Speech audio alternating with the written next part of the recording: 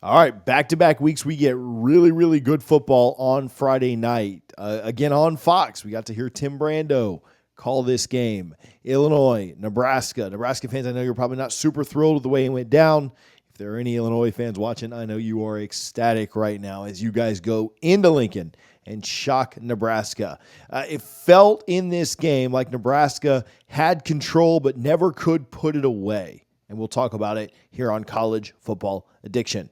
Let's jump into it, man. We will certainly give praise to Luke Altmyer, who was really, really good. He was sharp on the first drive. He had a dime down on the right side of the field, a nice double move on a busted coverage. He hits Bryant for a touchdown to go up 7-0.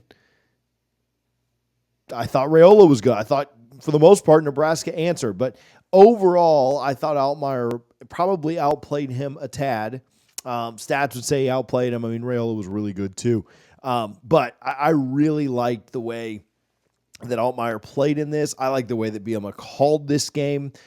Illinois, went in with a really good game plan and was able to execute it, was able to keep it close enough. It was Nebraska would score to take a lead and Illinois would cut back into the lead, or they would tie it up. And that would happen 3 or 4 times in this game. And every time Nebraska would punch, Illinois would punch back, or they would get back up off the mat and they would score again. And so the chances that Nebraska had to get a stop defensively and go and make it a 2-score game or capitalize on a mistake. Obviously, you think about the mistake late where they drove down the field and couldn't hit the touchdown pass. I thought that was probably their undoing, right? They just couldn't get over that hump of trying to get that one extra play, that one extra whatever it would have been, that one extra attempt, that just whatever, that chance to go up 2 scores or really kind of seal the game or solidify it more. Nebraska could never get that done. And that's not only, from a Nebraska perspective, that's not only looking at them and saying like, hey, you got to do better. You got to get that. I mean, credit to Illinois as well. Credit to them for continuing to fight back, never looking rattled, the crowd was on fire. The atmosphere seemed electric on a Friday night. Certainly not an unused seat. Well, unused space. Most people were standing up, it seemed. So big props to Illinois for going into that hostile environment when very few people thought that they could get that done. I thought defensively the effort from Nebraska was really good. You had the strip sack, or the strip by Bullock, I think, early in the game. Really good effort on that. And then Singleton got that and recovered it. That actually gave Nebraska their first lead a couple of plays later. Dillon finds Near in the back of the end zone. I thought the effort defensively was really good. They just weren't great defensively. I thought Illinois called a great game.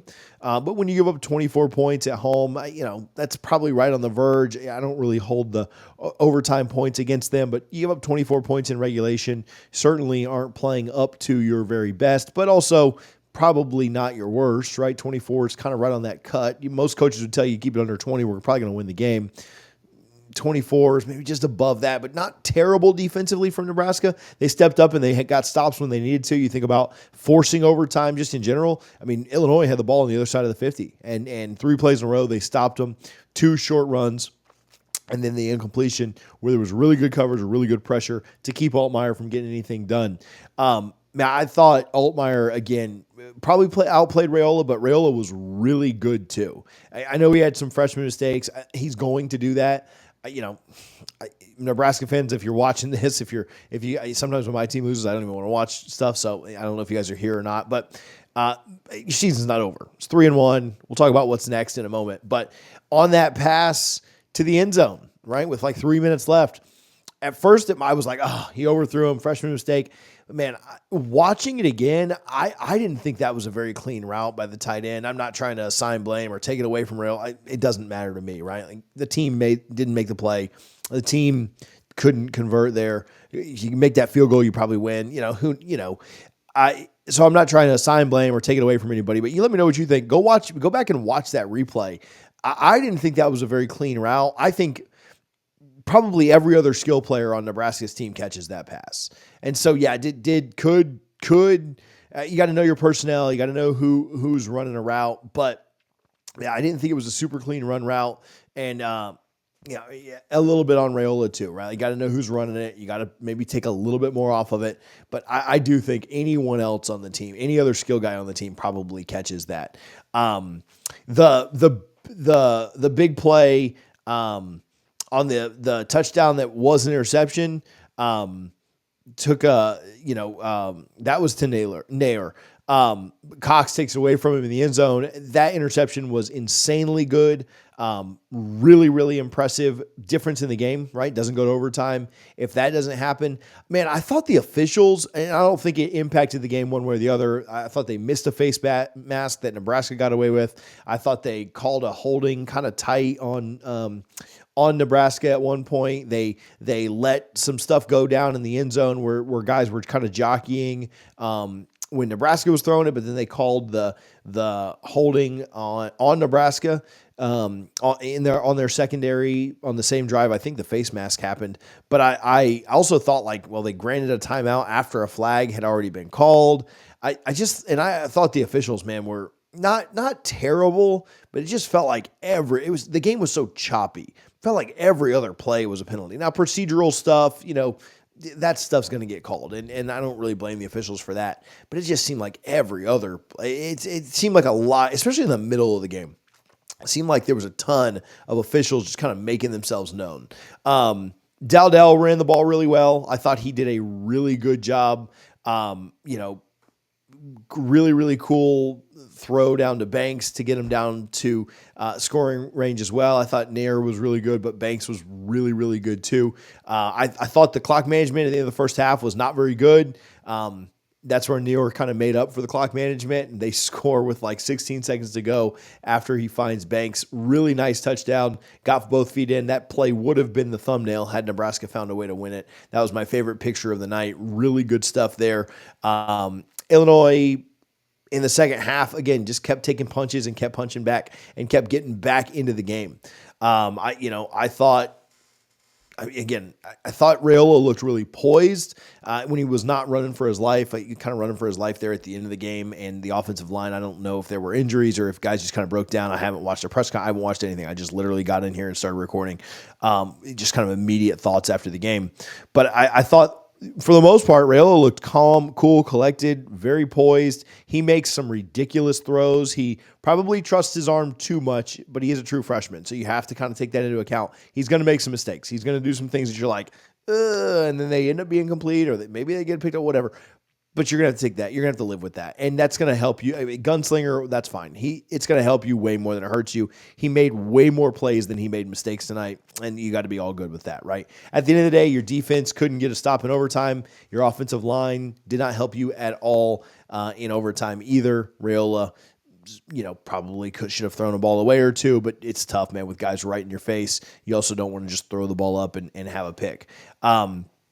The pop pass touchdown, the reverse was really impressive. I liked the play calling there when they got down inside the red zone. I thought Illinois' defensive line was really good. So getting it out on the wide side was really good.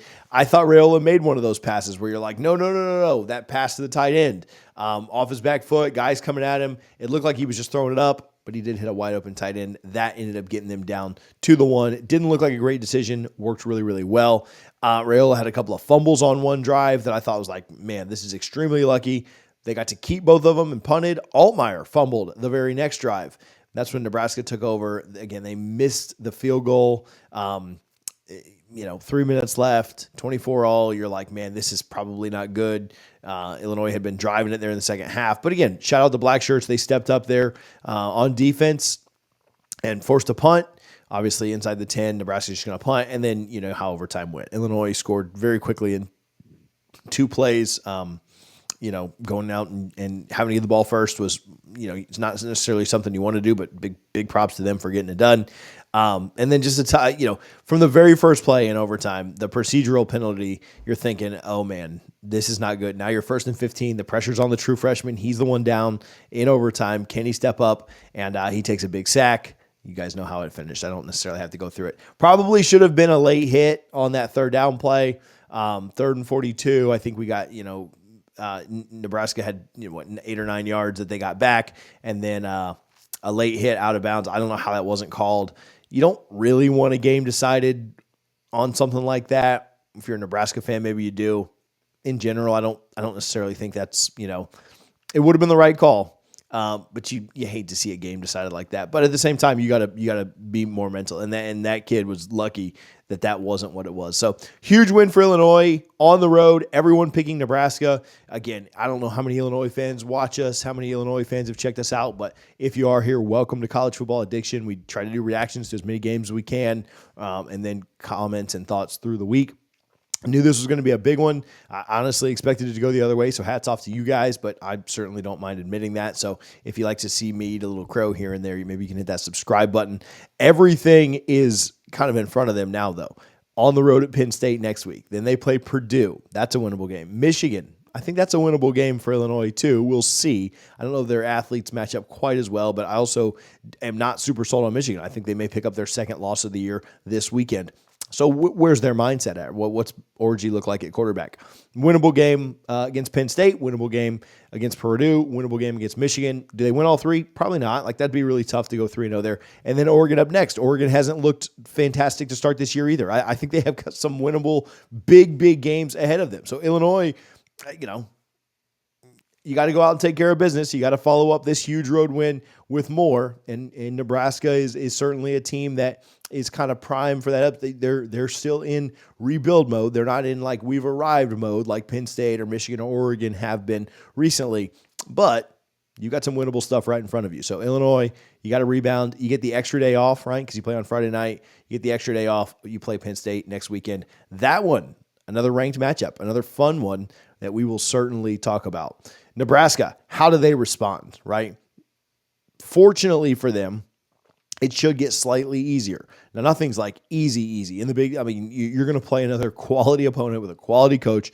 And so nothing's going to be easy. Nothing's going to be given to you. But Purdue, Rutgers, Indiana, your next three games. There's truly no reason that they shouldn't be 6-1 heading into Columbus. And I know this sucks, Nebraska fans. I know that, every game is life or death in college football. But with the 12-team playoff, it's really not. It's really not life or death anymore. Now, do I have Nebraska in the playoff? I don't know. They need to improve on some things defensively, offensive line. They need to improve on some things before I would even consider that. But there's no reason you can't be 6-1 heading to Columbus. Now, would I pick them against Ohio State right now? Probably not. Let's just call it what it is. That Ohio State at home probably going to be a double-digit favorite against Nebraska. But 6-1 headed to Columbus, you could afford to lose that game, and then what you do through the rest of the year is probably what's going to determine how good of a season you have. So if I'd have told you, hey, you're going to be 6-1 going into Columbus, I don't know where that loss is coming, but you're going to drop one along the way, going to go to Columbus 6-1. That's still going to be a huge matchup. You'll probably be ranked if you win your next three. You lost to a ranked team. I don't think you fall out of contention for votes. I think you probably fall out of the rankings this week, but you're still getting votes. You win your next three. That'll be a ranked matchup in Columbus. Dylan Raiola, that certainly could be game day up there at Ohio State. If not, it'll be the Fox pregame. We'll all be out there. So just, it's okay, Nebraska fans. I get it. It sucks. Losing sucks. It was Friday night. Everybody was watching. But you ultimately played fairly well. You just didn't get it done. Just didn't get over the hump. You were this close. You make a field goal. You win the game. You feel much better right now. Defense got to get better. Offensive line needs to get better. I thought the skill position guys were great. Running backs, wide receivers, really good. Defensively, some things to work on for sure. This is not a full segment breakdown of what Nebraska needs to do to get better. Maybe we'll do that with my buddy Adam Carricker, who's probably got a great reaction right now that you should go check out. If you're not a fan of Nebraska, you may not know who that is. Go check out Adam Carricker. Carricker Chronicles, great stuff. He's been on here a couple of times. Maybe we'll get him this week to talk about where Nebraska needs to get better. But Raiola needs to improve too, and he will. As good as he is, as true freshman elite as he is right now, he needs to improve. And the good news for you Nebraska fans, he's going to. He absolutely is going to. He's going to get better. He's going to continue to improve, and he's going to be a specimen, a really impressive player for you for a long time. Probably the next 3 years, because then he's going to be a top 5 NFL draft pick. That's just what it looks like right now, the trajectory that he's on just 3 or 4 games into his career. So lots to build on for both teams. Season's not over for Nebraska. I get it. There's frustration. Illinois, very impressive. I thought it was a fun game as a neutral. It was a ton of fun to watch back and forth. overtime. I wish the overtime would have been a little more exciting than it was. You don't necessarily like to see 3rd and 42 at any point when you're watching a game, but ton of fun. Enjoyed it. Nebraska will be fine. Got to win the close ones. We'll talk about that with Adam whenever we get him back on. But really, really fun game. I know you're disappointed, Nebraska fans. I get it. If it makes you feel better, hit the subscribe button on your way out. That way, if you do something nice for somebody else, sometimes it makes you feel better. That's maybe how you can be in a little bit better mood. Let me know your thoughts down in the comments. Listen, I enjoyed this game a ton. I was very impressed with Illinois. I was very impressed with Raiola as well. And that'll only continue to grow. That will continue to get better and better and better. So thank you guys for watching College Football Addiction. College Football Saturday, unless you're watching this, we're here right now. It's past midnight on the East Coast. College Football Saturday, we'll have a ton to talk about at some point or throughout the day tomorrow. Can't wait for a full day of college football. Put this game behind you, Nebraska fans. Enjoy the day Saturday. And Illinois fans, I know you'll enjoy a stress-free Saturday watching the rest of what goes on in the college football world as well. Thank you guys for watching College Football Addiction. We'll talk to you soon. Thank you guys for tuning in.